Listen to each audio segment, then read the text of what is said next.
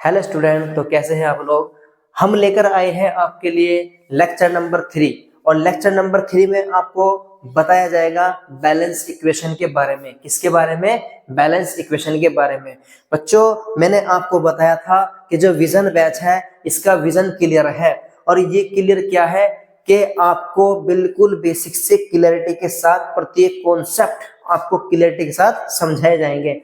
बस आपको हमारे साथ जुड़े रहना है और प्रति एक चीज को आपको समझना है कि किस लेवल पर आपको साइंस को पढ़ना है।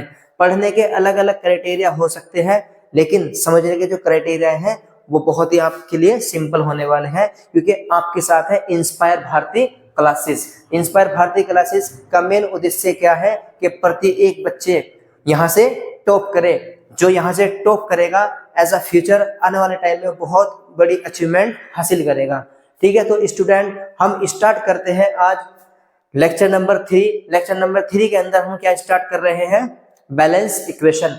कल हमने पढ़ी थी अनबैलेंस इक्वेशन। अनबैलेंस इक्वेशन का रिप्रेजेंटेशन नेम क्या बताया था आपको? स्केलेटल। स्केलेटल का मतलब क्या था? जिसके अंदर जो एटम होते हैं, क्या होते हैं? एटम, वो इक्वल ना हो रिएक्टेंट के और प्रोडक्ट के। तो आज पढ़ते हैं हम बैलेंस इक्वेशन। ठीक है, तो स्टार्ट कर रहे हैं हम बैलेंस इक्वेशन। ये रही आपकी बैलेंस इक्वेशन। तो बैलेंस इक्वेशन को सबसे पहले आपको किस लेवल पर पढ़ना है? अगर मैं बात करता हूं balance chemical equation according to the law of conservation of mass. Law of conservation of mass. Mass can neither be created nor destroyed in a chemical reaction. That is, total mass of element present in the product is equal to the total mass of the element in the reactant. सबसे पहले अगर मैं बात करूं, किसकी बात करता हूं मैं? बैलेंस इक्वेशन की। तो वो किस पर बेस्ड होता है? लॉ ऑफ कंजर्वेशन ऑफ मास। इसको आपको ध्यान में रखना है परमानेंट के लिए। ठीक है, क्योंकि जो बैलेंस इक्वेशन है किस पर बेस्ड होती है? लॉ ऑफ कंजर्वेशन ऑफ मास। और ये क्या कहता है? मास कैन नेदर बी क्रिएटेड, ना तो मास क्रिएट हो सकता है, nor destroy in a chemical reaction. ये केमिकल रिएक्शन के अंदर डिस्ट्रॉय भी नहीं हो सकता है, नष्ट भी नहीं हो सकता। आगे बात समझ में? अब that is total mass of the element present in the product is equal to the total mass of the element in the reactant. जो उपस्थित है किसके अंदर? रिएक्टेंट के अंदर। और किसके अंदर? प्रोडक्ट के अंदर। जो मास क्या है? प्रेजेंट है, वो उस क्या नहीं हो सकता? ना तो डिस्ट्रॉय हो सकता, ना ही क्या हो सकता? क्रिएट हो सकता है। ये कौन बताता है? ये बताता है लॉ ऑफ कंजर्वेशन ऑफ मास। ठीक, अगर मैं इसका एग्जांपल बताऊं आपको, किसका एग्जांपल बताऊं मैं आपको? लॉ ऑफ कंजर्वेशन ऑफ मास। तो इसके पहले एग्जांपल की और बढ़ते हैं और एग्जांपल आप किस तरह देखते हैं वो देख लेते हैं। सबसे पहले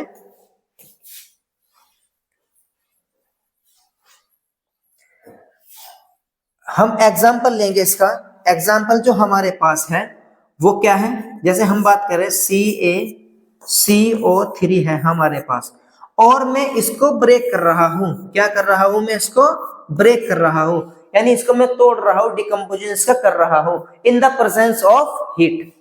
ठीक, ये हमारे पास लाइमस्टोन है। लाइमस्टोन एक कंपाउंड है जिसका नाम क्या है? कैल्शियम कार्बोनेट है। जब मैंने इसको ब्रेक किया तो किस फॉर्म में ब्रेक किया? CaO+CO2, यानी ये क्या बना? लाइम, और ये क्या बना? कार्बन डाइऑक्साइड, या कैल्शियम ऑक्साइड बोल सकते हो आप इसको कार्बन डाइऑक्साइड बोल सकते हो, और इसका नाम क्या है? Calcium carbonate. तो इसके बारे में हमें क्या देखना है? अगर देखा जाए तो सबसे पहले अगर मैं बात करूं, प्रत्येक एलिमेंट का आपको एटॉमिक मास याद होना चाहिए। अगर आपके याद नहीं है तो आपको क्या करना है? सबसे पहले प्ले लिस्ट के अंदर आपको पहले क्लासिफिकेशन ऑफ एलिमेंट मिलेगा, फिर प्रत्येक एलिमेंट के आपको एटॉमिक मास बताए गए हैं, वहां आप जाइए और वहां से एटॉमिक मास देखिए, और देखने के साथ साथ तब आपके कॉन्सेप्ट क्लियरिटी के साथ आपके समझ आएगा। ठीक है, सबसे पहला लेक्चर क्या है, क्लासिफिकेशन ऑफ एलिमेंट, जहां आपको बताया गया था वैलेंसीज के बारे में, ऑक्सीडेशन के बारे में, ठीक है, और इलेक्ट्रॉन कॉन्फ़िगरेशन के बारे में वहां बताया गया था। जो हमारे पास उसके अंदर एक और लेक्चर था, वो किसके लिए था, वो सिर्फ किसके लिए, एटॉमिक मास के लिए, याद रखना है आपको, ठीक है। तो वहां से आप पढ़कर आएंगे, प्रत्येक एलिमेंट के बारे में इंफॉर्मेशन गेन करेंगे, तब जाके आपके कॉन्सेप्ट क्लियरिटी के साथ समझ में आएगा। क्योंकि वैसे तो 9th क्लास का टॉपिक है, लेकिन हमारा जो उद्देश्य है 10th क्लास में प्रत्येक बच्चों को क्या कराना है, टॉप कराना है, ठीक। तो अगर मैं बात करता हूं कैल्शियम की, अगर मैं कैल्शियम की बात करता हूं तो कैल्शियम का जो एटॉमिक मास है वो कितना है, 40 है, और कार्बन का कितना है, 12 है, और इसका कितना है, ऑक्सीजन का होता है 16, और कितने ऑक्सीजन है यहाँ, 3, तो 3 से मल्टीप्लाई कर देंगे तो कितना हो जाएगा, 48। जब 48 हो जाएंगे तो ओवरऑल जब इसको काउंट करेंगे तो कितना हो जाएगा, 100 AMU, एटॉमिक मास यूनिट। अब ये तो हो गए रिएक्टेंट, क्या हो गया ये, रिएक्टेंट। अब देखते हैं प्रोडक्ट, अगर प्रोडक्ट भी इक्वल है तो हकीकत में law of conservation of mass balance equation पर बेस्ड है, ठीक। अब यहां जो कैल्शियम है, क्या है, यहां कैल्शियम है, कैल्शियम को देखा जाए इसका भी एटॉमिक मास कितना बताया था फिर, 40, और ऑक्सीजन कितना बताया था, 16, यहाँ एक का 16 हो गया, तो ये ओवरऑल कितना हो गया, टोटल 56 हो गया। अब यहाँ कार्बन है 12 और 2 ऑक्सीजन है, तो कितना, एक का कितना है, 16 है, यानी 16 तो नहीं 32, कितना हो जाएगा, 32। ओवरऑल काउंट करेंगे तो कितना हो जाएगा, 42, 44। जब इसको काउंट करेंगे टोटल कितना हो जाएगा, 100 AMU। तो ये आपको पता लग गया होगा कि रिएक्टेंट और product are the equal atomic mass of both side, so that are based on the law of conservation of mass of balance equation। आगे बात समझ में, यानी जो बैलेंस इक्वेशन है वो किस पर बेस्ड है, वो किस पर बेस्ड है, लॉ ऑफ कंजर्वेशन ऑफ मास पर। ये यहां से प्रूफ हुआ है। ये एग्जांपल आप याद रखेंगे, बहुत ही ज्यादा इंपॉर्टेंट है, ठीक। अगर मैं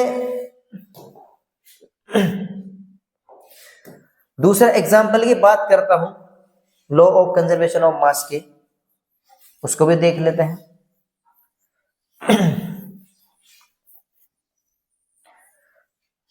तो जैसे हमारे पास दूसरे एग्जाम्पल है CaO, calcium oxide plus H2O।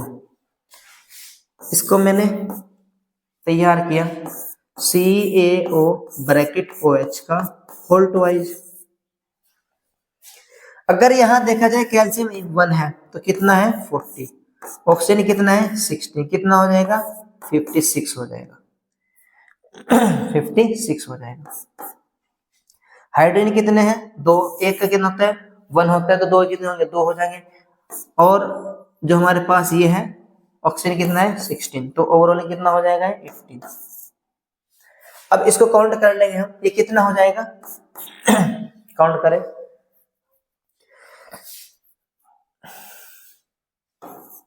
56, 18,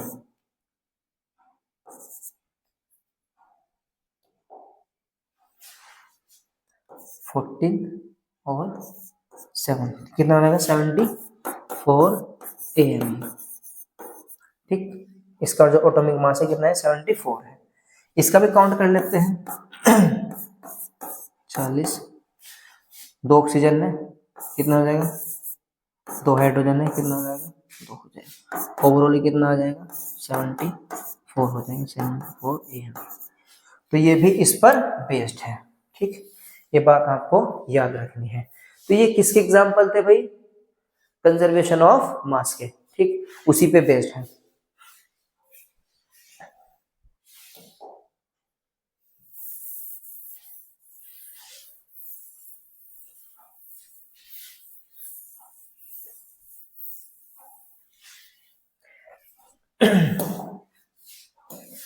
अब हम बात करते हैं किसकी,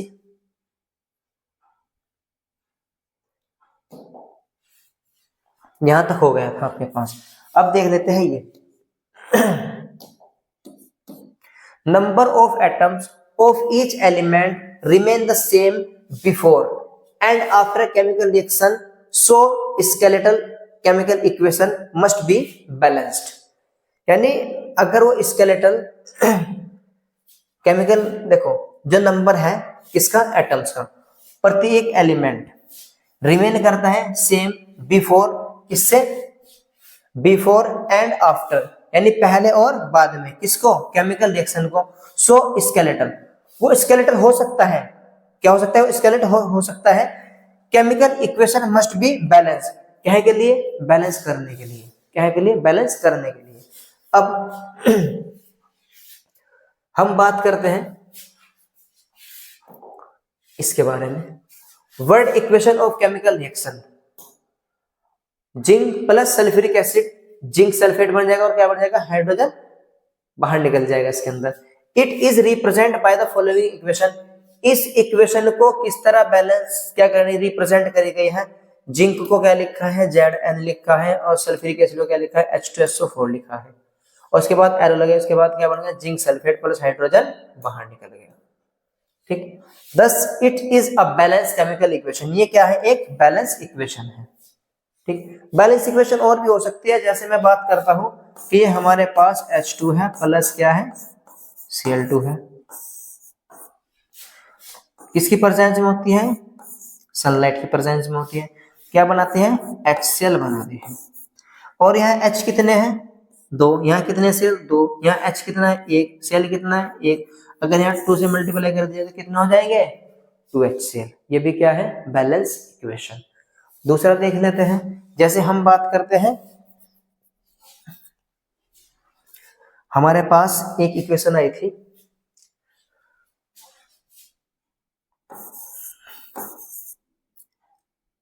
लीड नाइट्रेट है हमारे पास, रुक जाओ, यहां देख लेते हैं, ये क्या है हमारे पास,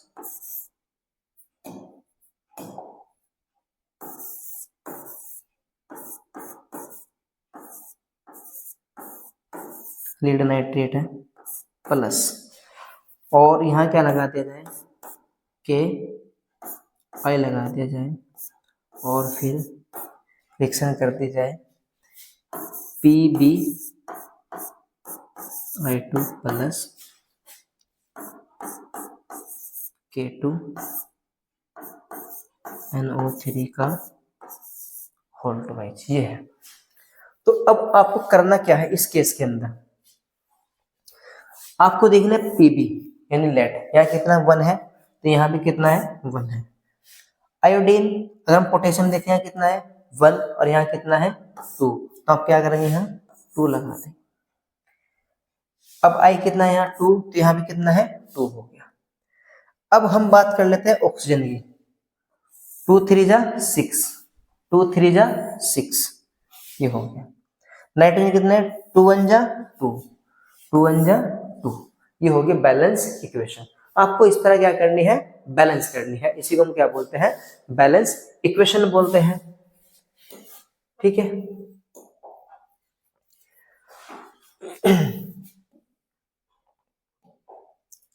अब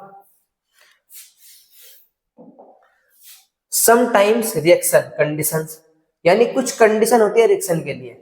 सबसे पहले हम बात कर लेते हैं टेम्परेचर की, फिर बात कर लेते हैं प्रेशर की, फिर बात कर लेते हैं कैटलिस्ट की, etc are indicated above and और below the arrow in the equation. वो कैसे, अभी बता देता हूं मैं आपको। इसने क्या बताया है, ये रिएक्शन करी गई है, जब ये रिएक्शन हुई, इसके अंदर क्या है, कार्बन मोनोऑक्साइड गैस ली, और रिएक्शन किससे करा दी, इसकी हाइड्रोजन से करा दी। यहां क्या दिखा है, एटमॉस्फेरिक प्रेशर, प्रेशर को क्या करा, रिप्रेजेंट करा यहां, और क्या बना दिया, CH3OH, यानी मेथनॉल तैयार कर दिया। क्या तैयार करा है, मेथनॉल तैयार करा है।